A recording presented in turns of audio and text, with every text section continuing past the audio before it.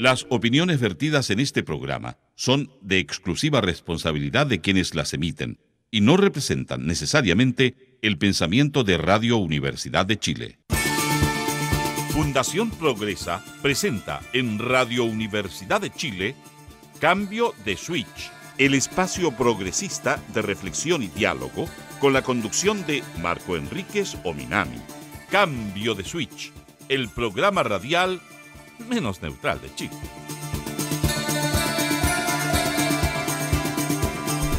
Buenas noches, habla Marco Enríquez Ominami en el programa Cambio de Switch, en el programa de la radio que piensa la Radio Universidad de Chile, 102.5 FM. Saludamos a todas y a todos, les damos una tremenda bienvenida. Estamos, recuerden, en los números de teléfono que van a poder llamar en pocos minutos más, 2977-1579 o el 2977-1580 o escribirnos por Twitter a @cambio de switch. Esta noche tenemos 3 invitados sensacionales, completamente brillante y denso. Parto por un ex profesor mío que me despreció como alumno, que me encontró ignorante, pero que es un tremendo amigo de mi madre, pero además un artista, es filósofo, es escritor, ha hecho libros que son muy relevantes, Los diálogos con Mata, ha hecho un conjunto de ensayos, fue profesor de estética, de filosofía del arte, en la escuela de la Facultad de Ciencias y Humanidades, de Filosofía, de Humanidades, donde yo estudié, sí. Eduardo Carrasco, que además es fundador de un grupo que a mí me impactó mucho, porque el exilio lo viví escuchando, el grupo Quilapayún, entre otras cosas. Así. Gracias, Eduardo, por aceptar la invitación. Gracias a ti por esta invitación. El segundo invitado es, y Eduardo vivió una buena década en París exiliado. 15 años. 15 años, o sea, te demoraste en volver. Sí. ¿Eres de los que no compró sofá? No me demoré. El exilio para mí empezó el mismo día del golpe y volví en octubre del 88 para el plebiscito. Ah, justo para el 15 años, lo que duró, digamos, la dictadura dura. Yo de chico me acuerdo en las casas de usted habían sofá en algunas casas y en otras no había sofá. Y la diferencia era los que creían que Pinochet iba a caer muy rápido, no compraban sofá. Mi papá. Y mi mamá, que creía que Pinochet no se iba a caer rápido, compró sofá. ¿Tú compraste sofá? Sí, por supuesto. Tenía un sofá. Compré sofá, piano, cama. Sí. Era de los lúcidos, que entendía que Pinochet iba a durar mucho, lamentablemente. Sí, no, y yo sigo manteniendo un vínculo muy profundo con Francia. Tengo 3 hijos allá, entonces voy a menudo. Sí. ¿Y son franceses estos niños? Sí, son franceses. Bueno, pero hoy día el segundo invitado es Andrés Pascó, que es corresponsal extranjero, que es mexicano, lo presentamos la semana pasada a raíz de otro tema del Distrito Federal, y escribió un libro maravilloso, Todo es Rojo, que ya se editó en México, y hoy día junto con él los quisimos invitar a un especial sobre México. Yo creo que México, voy a decir obviedades, no es un país, es un continente. Tiene 800 ají que echan a perder la comida mexicana, que es fantástico. Esto es un juicio no entiendes nada. Provocador. Claro. 800 ají para echar a perder una comida es un talento. Y el otro mexicano, que es chilango, es Pablo Collada, que llegó hace unos meses a Chile, menos de un año. Dirige una ONG, un observatorio que se llama Ciudadano Inteligente, y que se promete, ya no desde el humor, a diferencia de Charlie Hebdo, este diario, sino desde la investigación, desde los datos, contrastar el discurso del poder contra el discurso ciudadano. ¿Es correcta mi síntesis? Es correcto. Sí, la participación ciudadana, el uso de tecnología y sí, la transparencia y la rendición de cuentas como vehículos también para el cambio y para la construcción de mejores mecanismos, pues sí, democráticos, pero también de intercambio social, de diálogo. Habemos dos chilenos exiliados en Francia y 2 mexicanos, y el día el especial es sobre México, pero yo quisiera partir previamente, porque Eduardo acaba de confesar que viene aterrizando de Francia, y antes quiero saludar a Camila Ramos, la productora periodística, y a Aldo Miranda, que hacen un sonido progresista metálico maravilloso.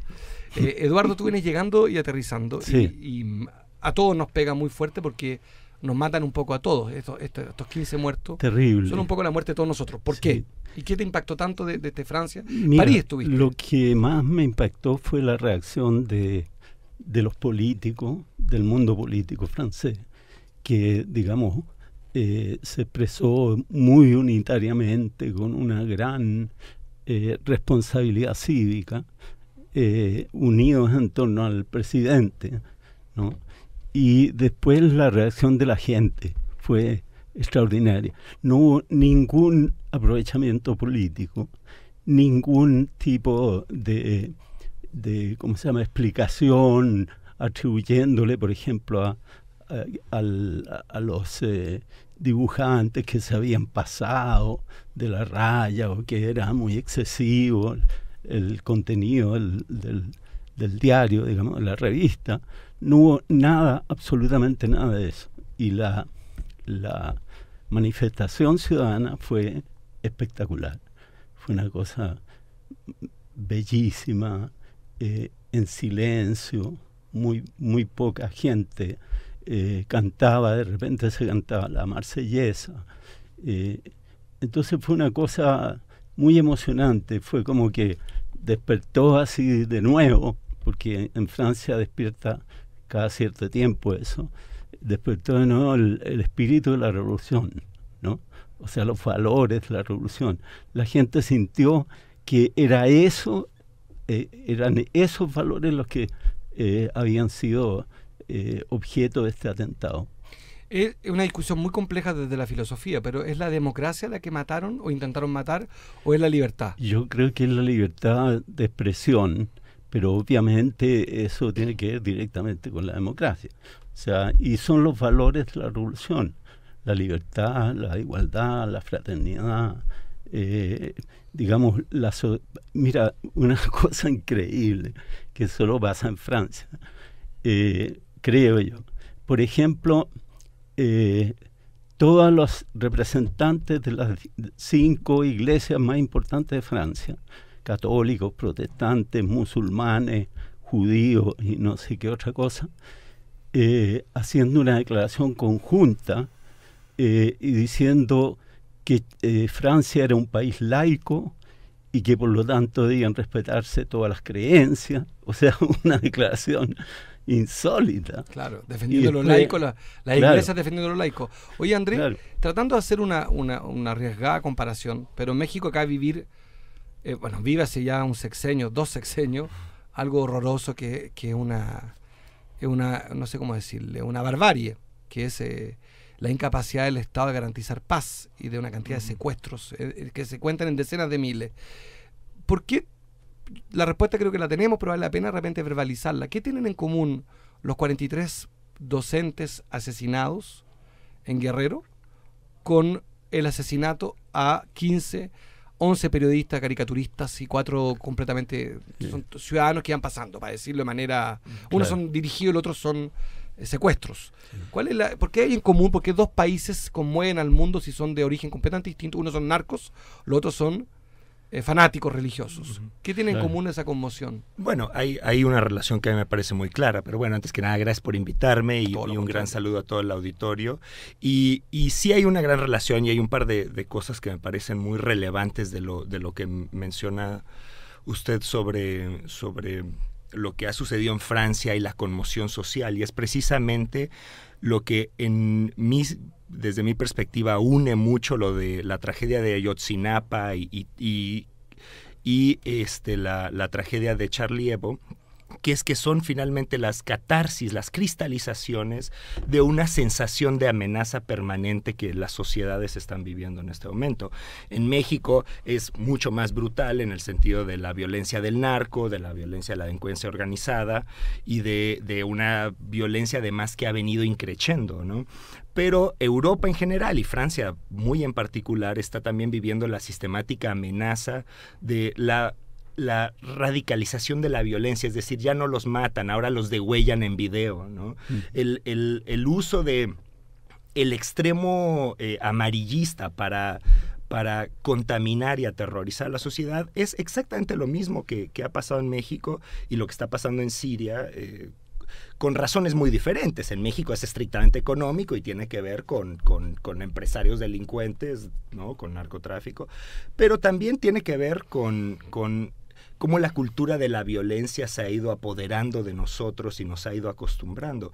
Algo que me da gusto que no se haya sentido allá en Francia, pero sí se ha sentido acá y se ha sentido fuera. En Chile. En Chile al menos, porque acá estoy, pero me imagino que el resto ha sido una contrarrespuesta a la tragedia y a la enorme solidaridad que generó lo de Charlie Hebdo con los Yo no soy Charlie, que a mí me llama la atención porque ahora de pronto empieza a crearse como un grupo contracultura alternativo que dice que Charlie Hebdo en efecto iba demasiado lejos, que ofendía, que eran groseros, que no respetaban, y que eso era inaceptable. Entonces, de alguna forma, hay dos temas que me preocupan, especialmente en ese debate que veo creciendo en redes sociales al menos, que es, primero, la suposición de que de alguna forma se la buscaron, ¿no? Y entonces cuando empiezas a suponer que este tipo de violencia podría tener una justificación en algún nivel, ya te está hablando de cómo nos hemos acostumbrado a la violencia. Que un poco lo que pasó en Chile, para mezclarlo con el pasado, ¿te acuerdas que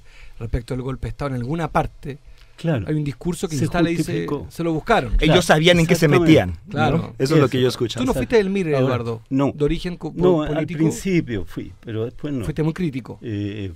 Fui crítico al MIR y fui comunista. Fuiste comunista. Yo fui comunista. Lo que es una mezcla muy rara. Comunista y mirista, sí que eso ya es... No, primero fui mirista y después fui comunista. No fui Fue al revés. Oye, una pregunta antes. Pablo Collado Chilango, quiero recordar, viene llegando.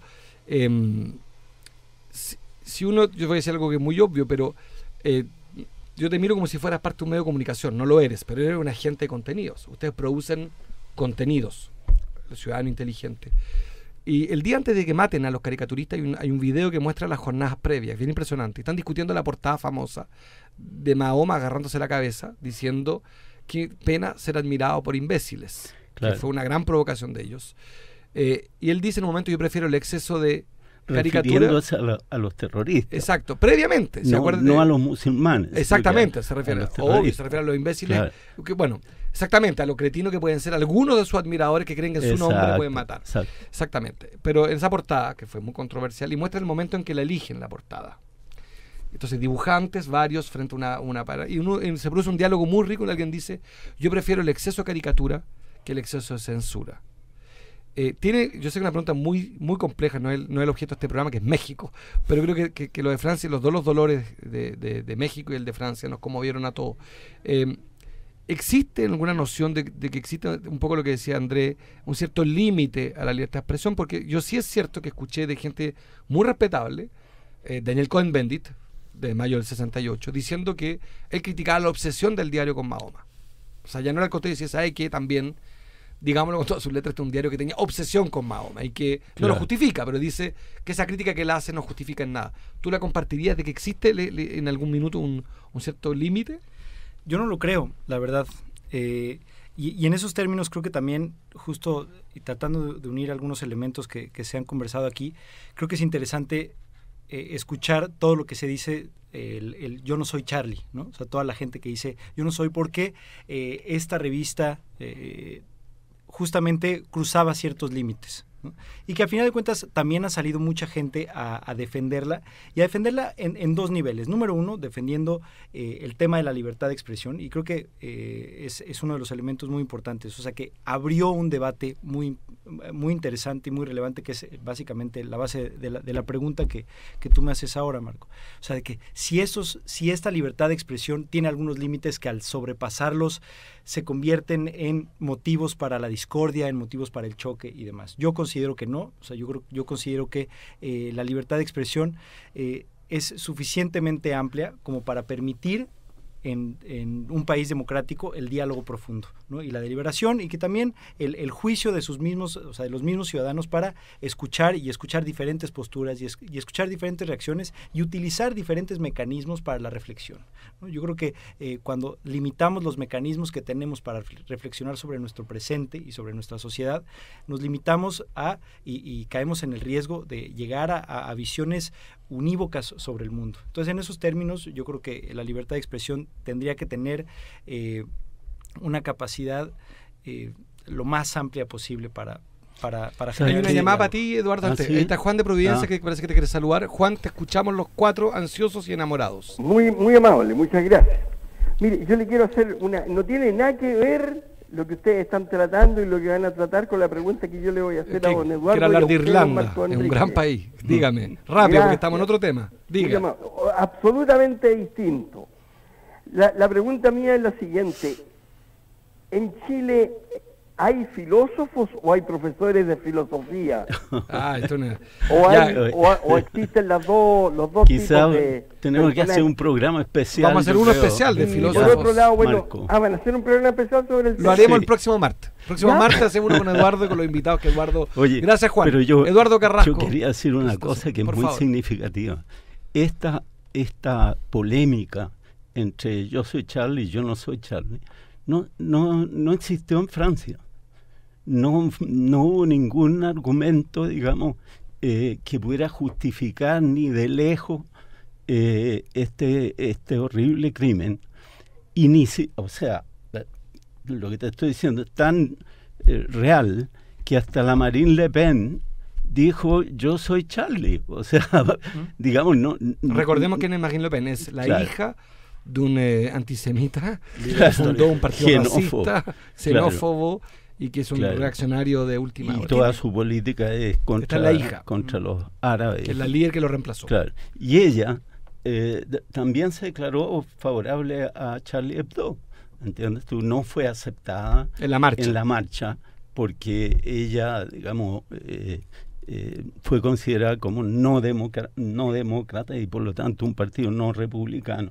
No tenía lugar en esa manifestación. Andrés, Pablo, recuerdo para los que se están sumando, pero Eduardo. Lo que te digo es que es muy significativo que este debate se realiza en Chile y tal vez en algunos países de América Latina, pero en Francia y en Europa yo creo que es un debate bastante zanjado con Z. Y tiene que ver también, Pablo con un buen entendimiento del rol que ocupaba esta revista. O sea, creo que para mucha gente que no conocía la revista, yo me incluyo, justamente ve algunas caricaturas y dice, ay no, eran muy anti Mahoma y entonces eran unos radicales y eso pues evidentemente entra a la discusión de se lo ganaron, ¿no? Pero evidentemente la gente que conoce la revista, que ha seguido semana tras semana sus publicaciones, sus sátiras, justamente entiende que la revista no tenía nada que ver con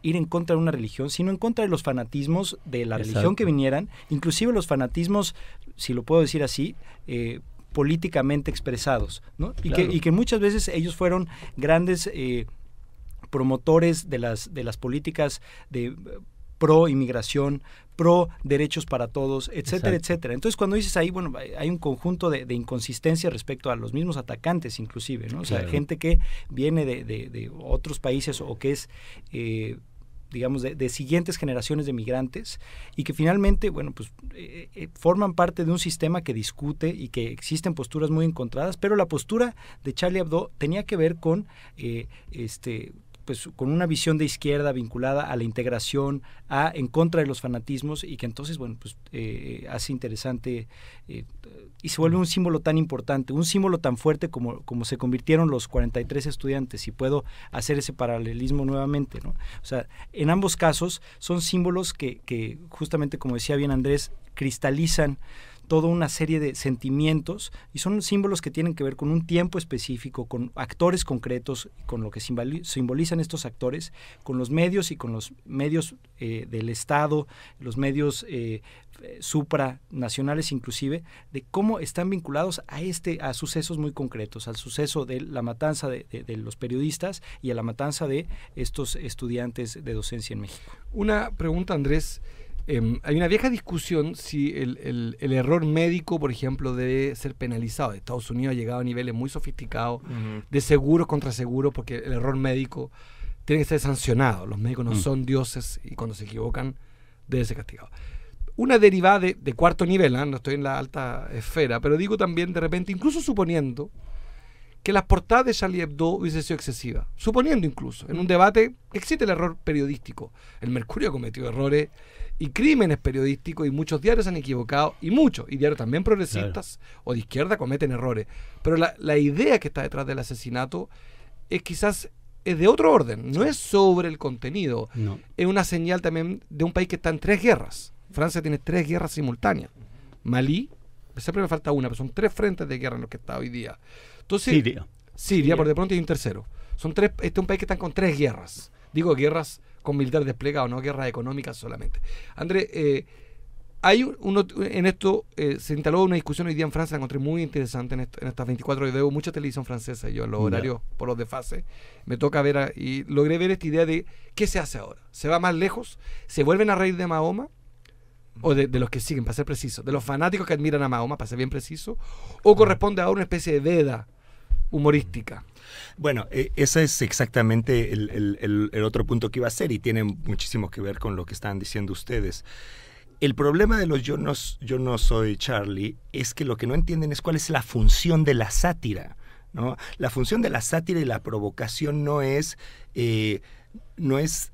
generar una cosa respetuosa, es al contrario, es generar una discusión que solo así se puede tener, y ese es el rol que Charlie jugaba, y por eso es que estaba bien que fuera demasiado lejos, porque lo que hacía era poner en el tapete muchísimos temas que de otra forma no se discutían, y además yo creo, yo que sí leía esa revista, me parece que es injusta acusarla de estar obsesionada con Mahoma, porque ve las portadas, las puedes googlear, o sea, mataban a los cristianos, a Hollande lo humillaban en sus portadas, o sea, a los admiradores del Papa Sarkozy, Juan Pablo II.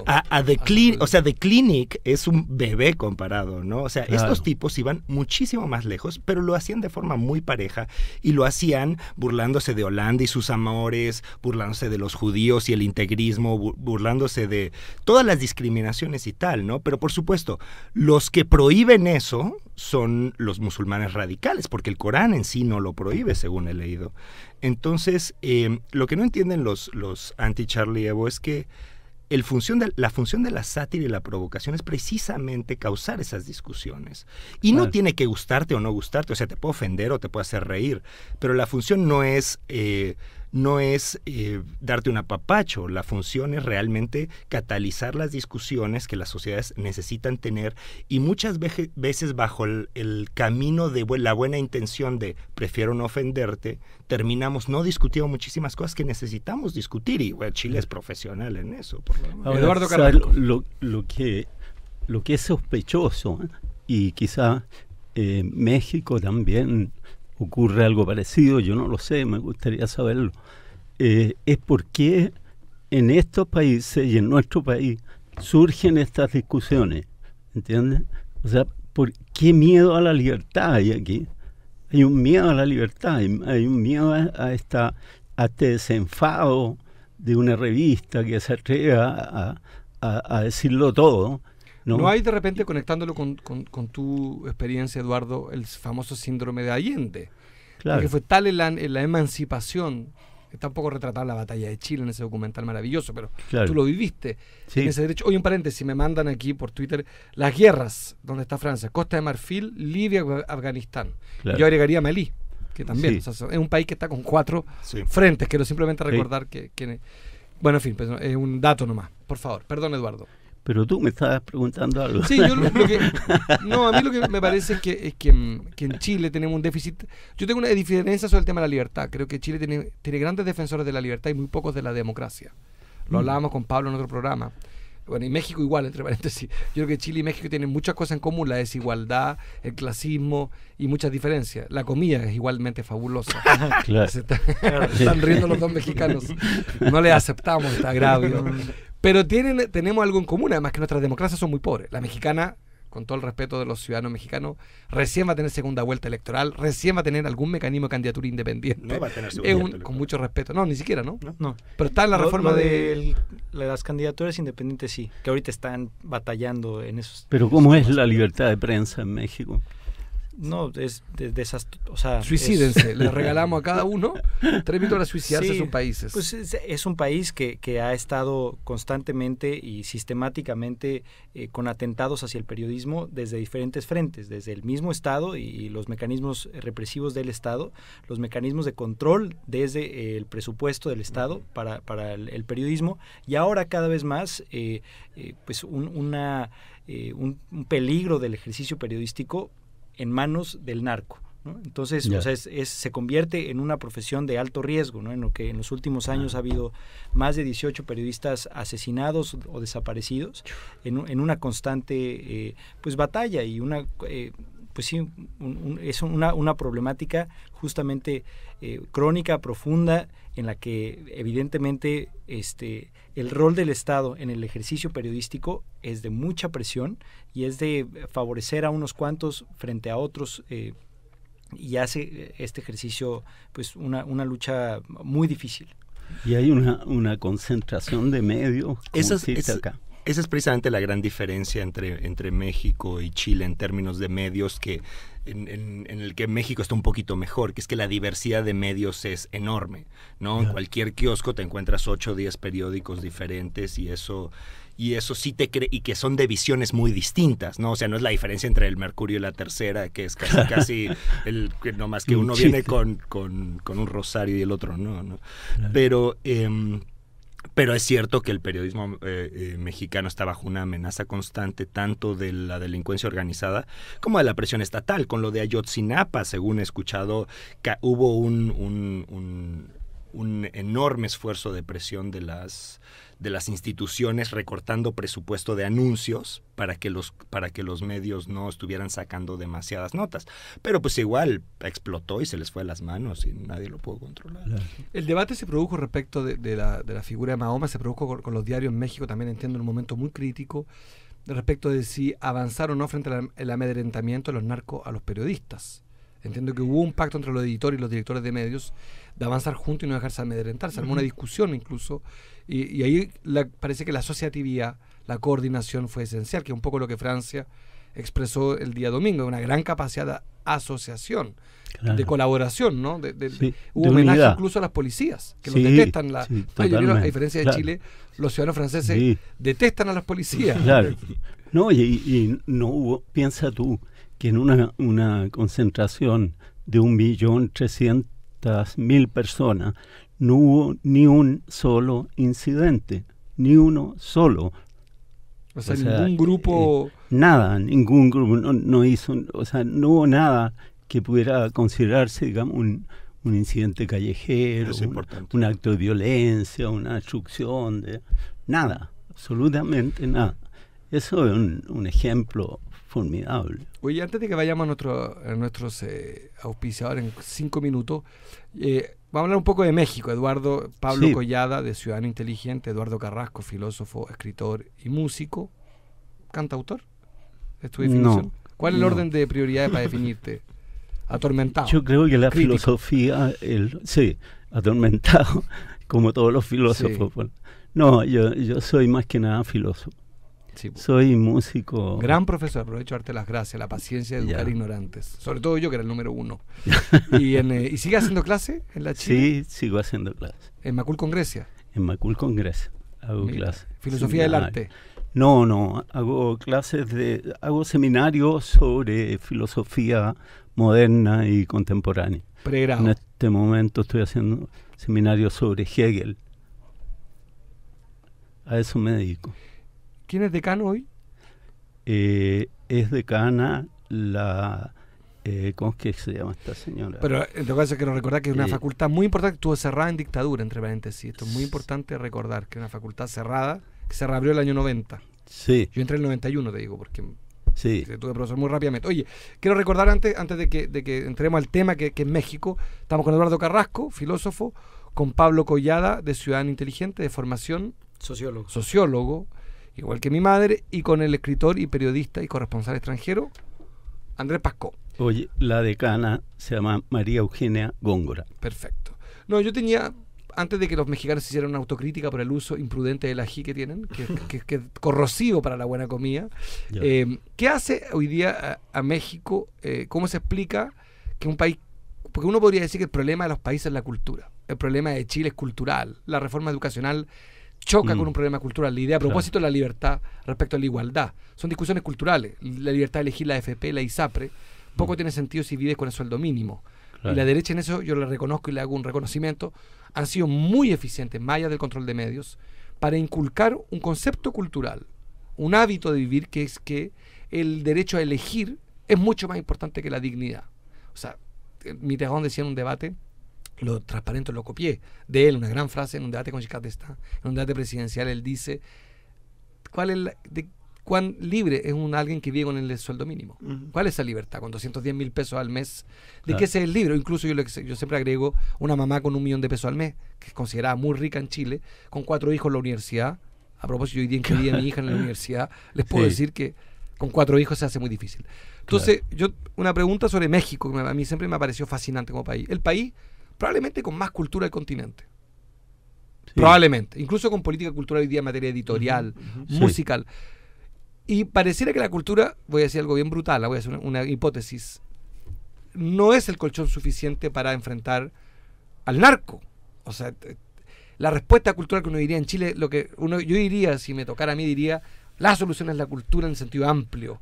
Si entregamos más momentos de emancipación, de diálogo, de conversación, más lenguaje, más lectura, Chile va a ser más pacífico. Bueno, haciendo abogado del diablo, alguien te dirá, mira, México tiene la mejor política cultural de América Latina.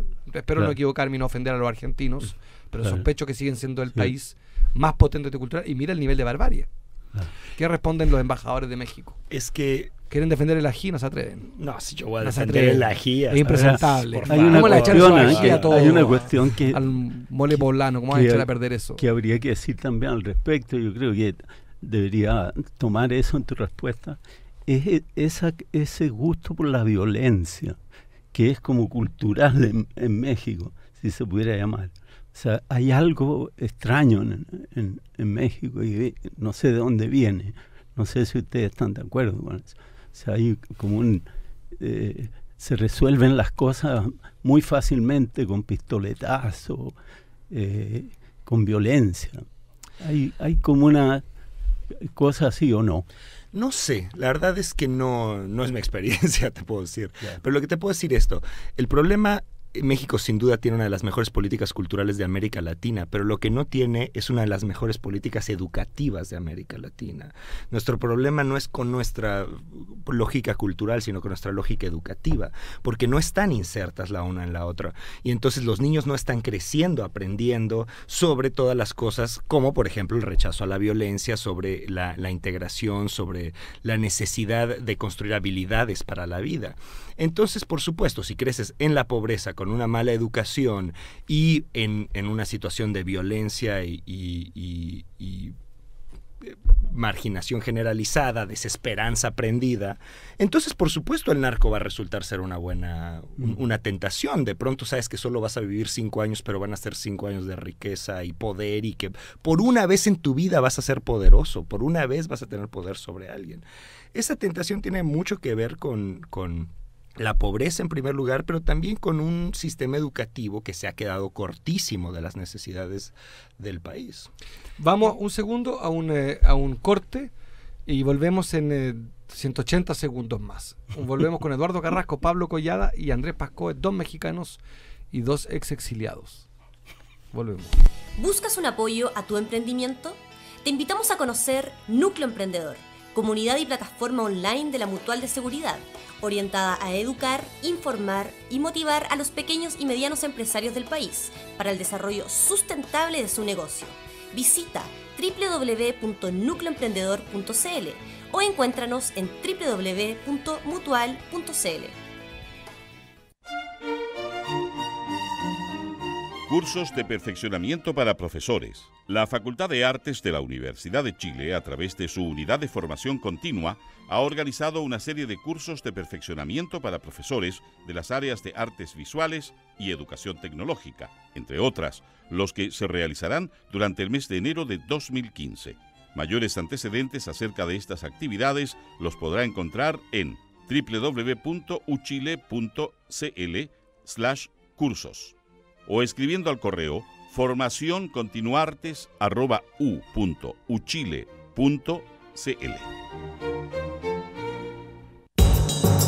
Diario.uchile.cl, el diario en internet en donde encontrarás lo que no se dice en otras partes.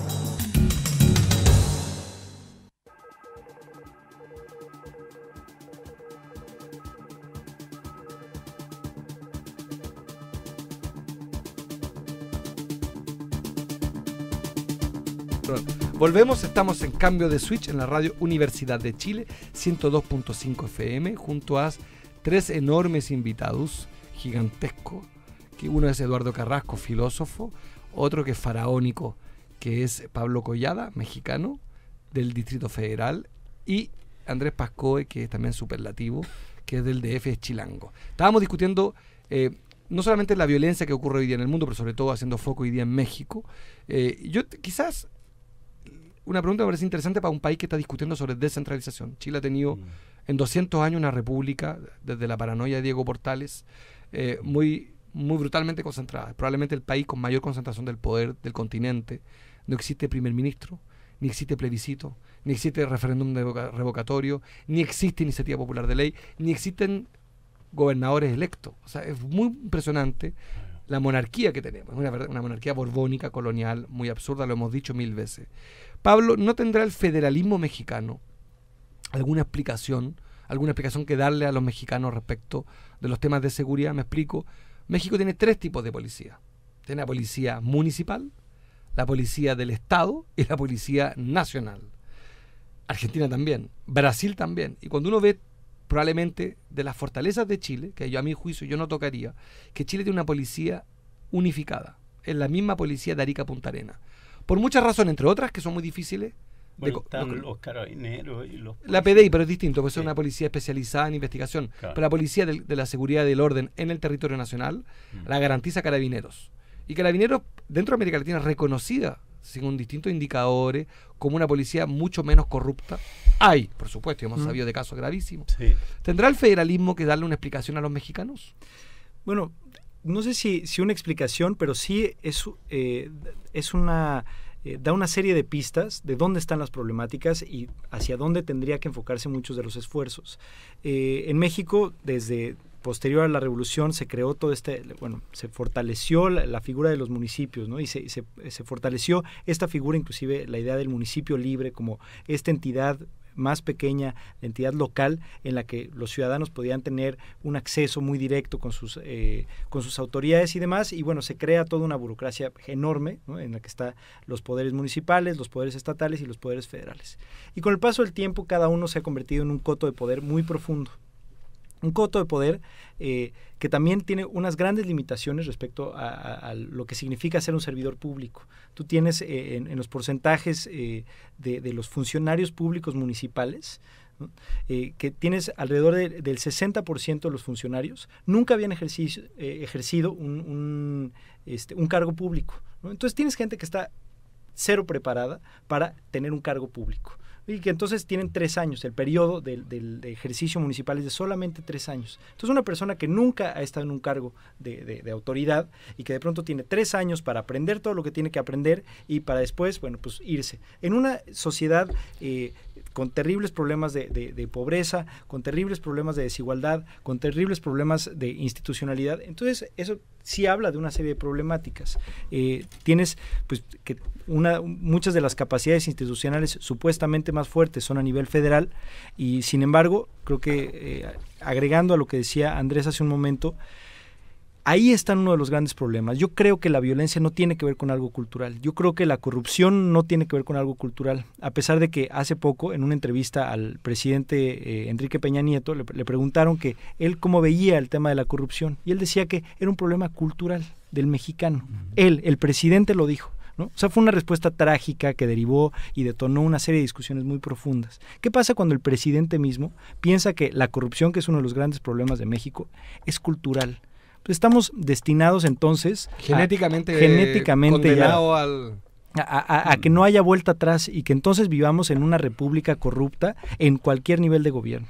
Yo creo que no, yo creo que tiene que ver con el tema de las instituciones. El problema educativo es un problema profundo, pero es un problema también que tiene que ver con la institucionalidad de cómo está diseñado y cómo se diseñó el gobierno en México a lo largo de tantos años. ¿A ti, Pablo, te importa el federalismo? ¿Es parte de tu patrimonio? Tú llegas, aterrizas en el Distrito Federal, en Benito Juárez y dices, qué rico estar en un país federal? No, en lo absoluto, porque aparte también en muchos casos es una ilusión el federalismo. En un país como México, en el que tienes una ciudad tan fuerte como la Ciudad de México, en donde se definen tantas cosas, cuando tienes municipios tan pobres, cuando tienes estados que son gobernados de una forma como virreinatos, entonces el federalismo se convierte ahí en un modelo de prebendas políticas que no apoyan tanto, digamos, la cultura democrática, ¿no? Tenemos una llamada, Nicolás, y vamos al tiro con Andrés Pascó. Nicolás, te escuchamos con amor.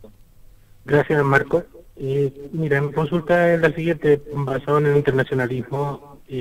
¿Cuánto influye la situación actual de México que comparta esa frontera con Estados Unidos en estricto rigor? Es solamente eso. Andrés Pascó. Bueno, en respuesta a tu pregunta, muchas gracias, es absolutamente.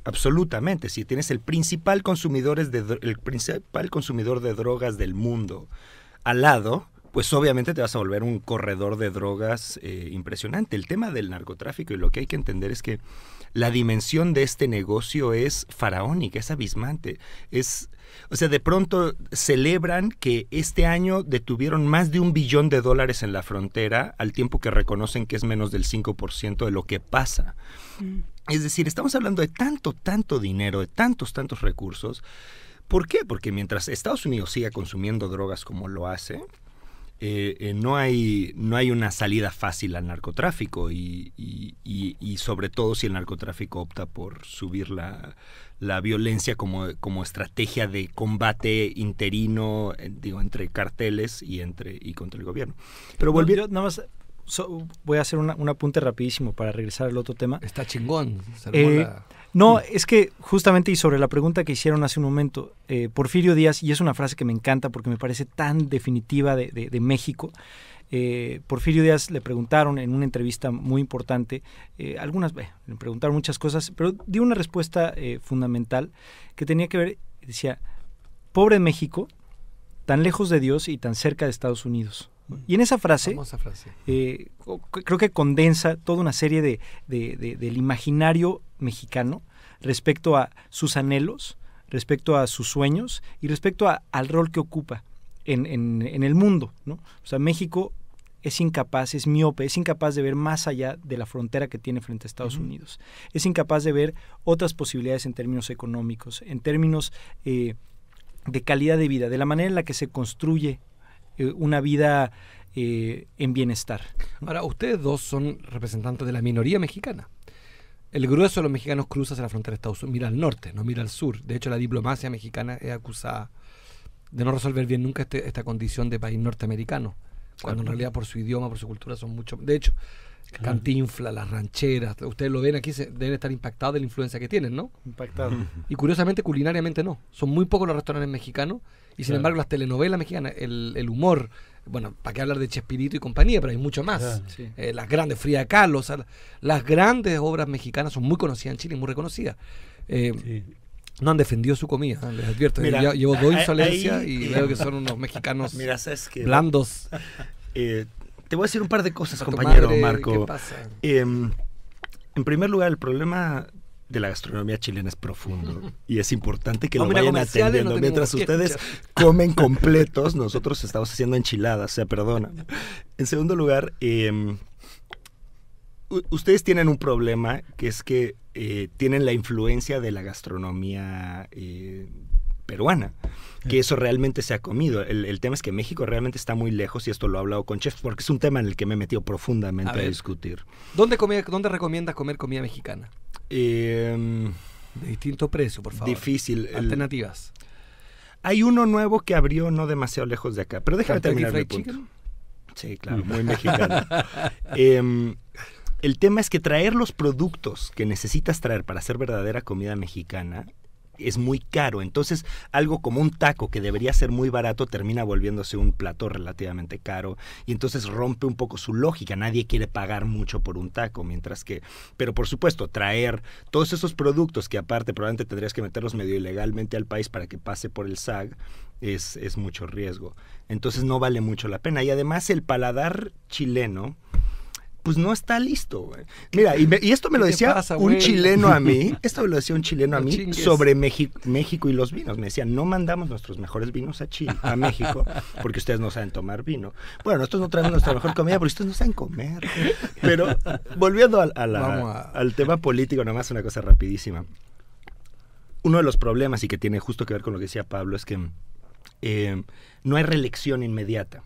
Entonces los alcaldes duran 3 años y se tienen que buscar otra chamba, otra pega de inmediato. Entonces, ¿qué acaba de pasar? Hace 2 días, todos los alcaldes de todas las comunas de la Ciudad de México, todos, imagínate lo que pasara eso acá, renunciaron simultáneamente para buscar otros cargos. 8 meses antes de que terminara su periodo de 3 años. Exactamente. Entonces renunciaron a sus cargos para buscar otro puesto. Para ser diputados o senadores. ¿No tenían para qué? Si podían ser alcalde y ser candidato a diputado después. No, en México no. Disculpa, perfecto. Meses antes de la elección, la complementaria del 2015. Es que la parlamentaria, discúlpame. Perfecto. Claro, porque en 2015 entonces duran 2 años, 2 meses, por decirlo brutalmente. Porque tienes que renunciar por ley 6 meses antes. Igual que en Chile. Claro.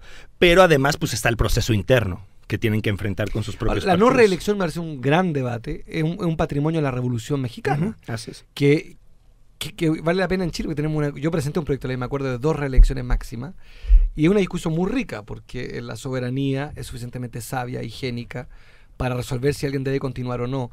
Pero en México ha inventado una norma que suena muy sexy, muy atractiva, que no tienen ninguna solución, porque se cambian de cargo en cargo, pasan de gobernador a senador, a diputado, a alcalde. O sea, una vuelta permanente. Inclusive hay un término para ello, que es el término del chapulinazo. A ver. El chapulinazo es justamente el chapulín, ¿no? Sí. Como todo el mundo conoce. Un grillo. Es un grillo, ¿no?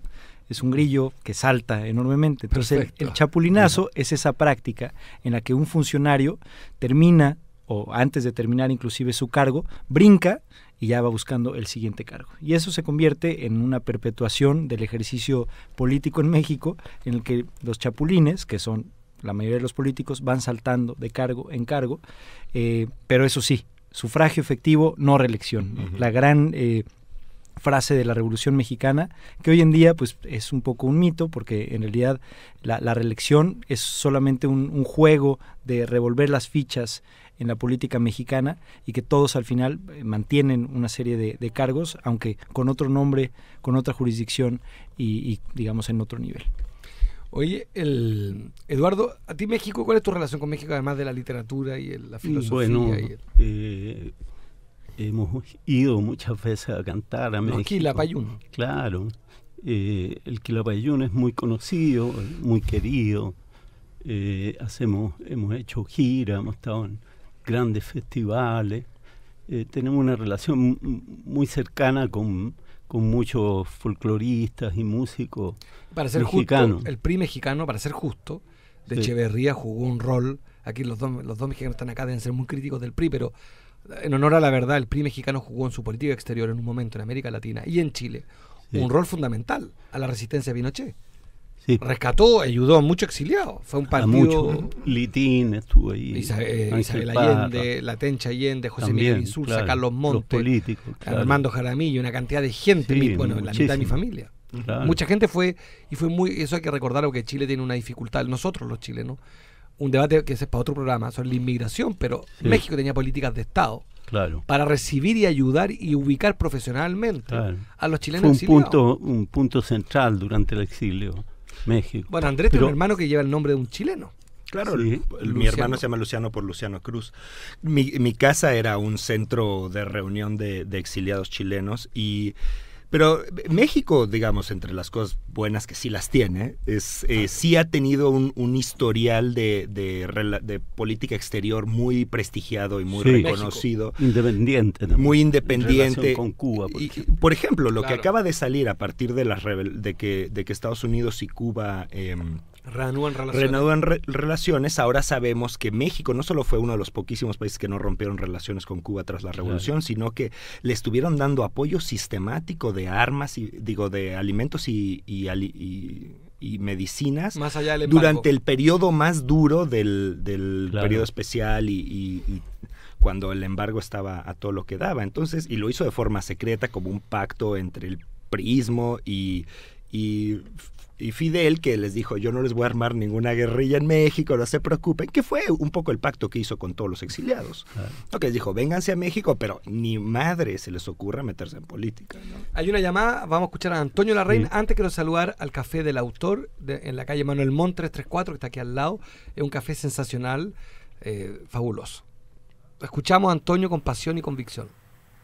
Hola, buenas. Yo tengo una sola duda porque no alcancé a escuchar todo el programa, lamentablemente, pero cuando estaban hablando de la política mexicana, y esta es la pregunta un tanto satírica, no se parece mucho a la política chilena en cuanto a las vueltas que se dan los políticos, en cuanto a quiénes son, a que ya se sabe, a que buscan cargos antes. ¿No es lo mismo que se repite en Chile, acaso? Muchas gracias. Solo en esos términos. Yo me permito responder gracias. Yo tengo una aproximación a esta discusión sobre la originalidad de los pueblos en materia política muy arriesgada, y me voy a tomar un minuto de licencia. Yo no creo que los pueblos seamos los ciudadanos del mundo tan originales. Creo que finalmente en la política tiene mucho más que ver con el alma humana, el poder. Claro.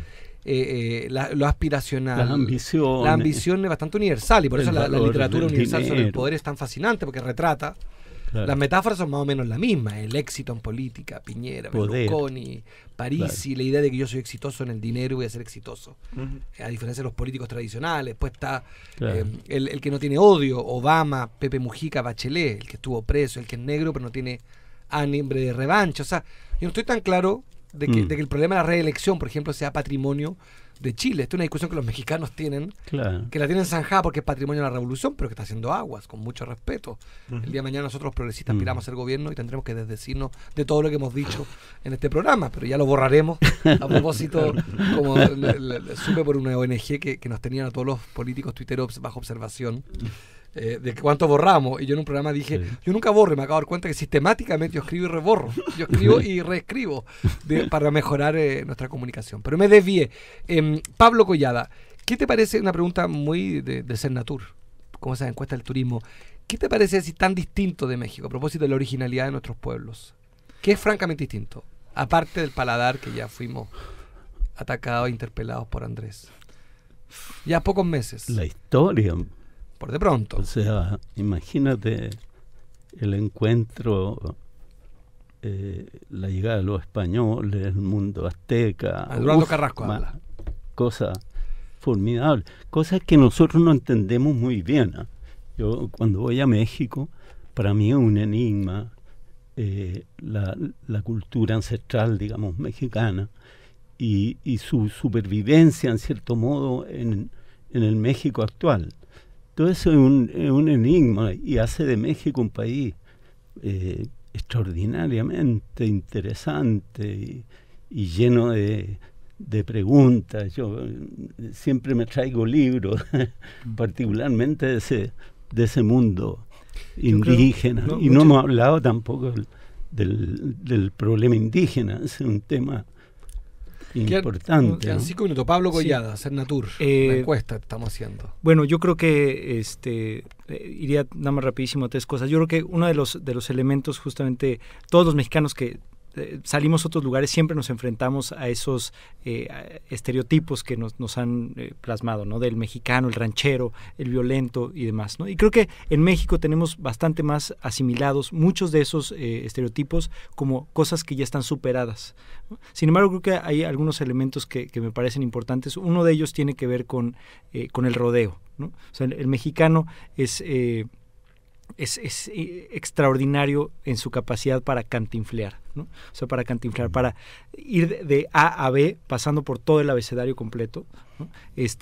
Y eso tiene que ver con sus relaciones con las emociones, sus relaciones con las instituciones, obviamente, también, y eso me parece un elemento que es como bastante constante. Y finalmente yo querría decir, porque creo que así hemos sido muy autocríticos de la situación mexicana actual, y creo que hay que serlo. Sin embargo, también creo que México ya es diferente en muchos sentidos, y no en el sentido en el que la política lo plasma, o sea, de que México ya está recuperando su lugar en la historia económicamente, sino en términos de que los recientes hechos sí han generado una movilización social que yo creo que no tiene precedentes en la historia reciente de México, en términos de la participación, de la sensibilidad, de esos espacios en los que mucha gente estaba reacia a involucrarse, y ahora ya no hay esa resistencia, ya hay una tendencia a participar, a involucrarse, a levantar la voz y a decir, estamos hartos de una situación y queremos que la cosa cambie. André, antes de entrar a las preguntas finales sobre en qué están y el futuro, André, aparte del Partido Progresista, ¿qué te parece interesante en Chile? Uy, gran pregunta. Tendré que pensarlo. Chile me parece un país fascinante en muchísimos sentidos. Yo creo que sí está viviendo una explosión cultural interesante en los últimos años. Creo que está teniendo debates que le urgen y que es muy rico de estar para verlos, ¿no? El debate sobre el aborto, el debate sobre el binominal, que está en este instante a punto de cambiar muchas de las cosas de la política chilena. El debate sobre la Asamblea Constituyente, cosas que cuando yo llegué a Chile, que acababa de aprobar la ley de divorcio, eran inimaginables. O sea, Chile está en un proceso de transformación muy real y en ese sentido es muy interesante estar acá. A mí me tocó estar acá para el terremoto también, entonces fue interesante ver el dolor y la... ¿Cuál es el proyecto futuro? ¿Mío? Sí. Bueno, volver a México. No te dejaremos. Sí, ya sé. Vamos a encadenar. No, quiero decir una cosa sobre la pregunta que hizo el caballero que llamó. Sí. Yo creo que nuestras políticas son muy similares en el sentido del nivel de nuestros políticos, ¿no? En realidad son políticos en general oportunistas, no muy formados y que están más preocupándose por sí mismos. Pero igual en México que en Chile son reflejos de la sociedad de la que vienen, es decir, no vienen del espacio exterior. Siempre dicen, todos los políticos son iguales, pero son iguales a la sociedad de la que provienen. La sociedad tiene que también hacerse cargo de eso. Lo que sí nos separa, separa la política mexicana y la chilena es la dictadura. El quiebre de la dictadura, que nosotros vivimos un autoritarismo propio, pero... El hecho es que en México cambiar de partido político no es tan mal visto ni tan dramático porque no tienes esa elemento cosa moral. Y eso transforma todo, ¿no? Y es clave. Ordena la política. Oye, Eduardo, para ir cerrando, yo considero que el mejor filósofo es Cantinflas, que estableció una idea brillante. Yo en una película se lo vi, yo siempre lo cito. Él dijo, lo más difícil en la vida era ser simultáneo y sucesivo. Es una gran frase de Cantinflas. Eso nunca está resuelto. Es genial. Heidegger. No, Hegel diría. Hegel también, claro, pero el tiempo y el espacio, simultáneo y sucesivamente no se puede. Así que los proyectos de Eduardo Carrasco, libros por millones, me imagino. Estamos celebrando los 50 años del Quilapayún, claro, este año. Y vamos a hacer grandes conciertos durante el año. Y bueno, sigo escribo harto. Muchísimas gracias. Y en eso estoy. Súper. Están invitadísimos. Vamos a hacer un programa de filosofía, Eduardo, contigo. Sí. Pablo, últimas palabras. ¿Proyecto futuro de Ciudadano Inteligente? Seguiremos trabajando en el tema de dinero y política, la relación entre dinero y política. Ahí en quién te financia. De ese tema hoy día no, casi nada. En quientefinancia.cl tenemos ahí una serie de propuestas y seguiremos discutiendo y debatiendo el rol de esta estructura tan compleja entre dinero y política. Así es. Un beso y un abrazo. Nos vemos el próximo martes a las 20 horas en Radio Universidad de Chile, del programa de la Fundación Progresa, @cambio de switch. Gracias a los que tuitearon, que saludaron, a los que facebookearon, a los que llamaron y a los que no llamaron y escucharon también un gran abrazo. Los queremos mucho, los vemos el próximo martes y en pocos minutos más, en varias horas más, en 2 días más subiremos el podcast de este programa. Somos un poco lentos, pero lo hacemos con rigor y disciplina. Besos y abrazos progresistas a todo Chile. Fundación Progresa presentó en Radio Universidad de Chile Cambio de Switch,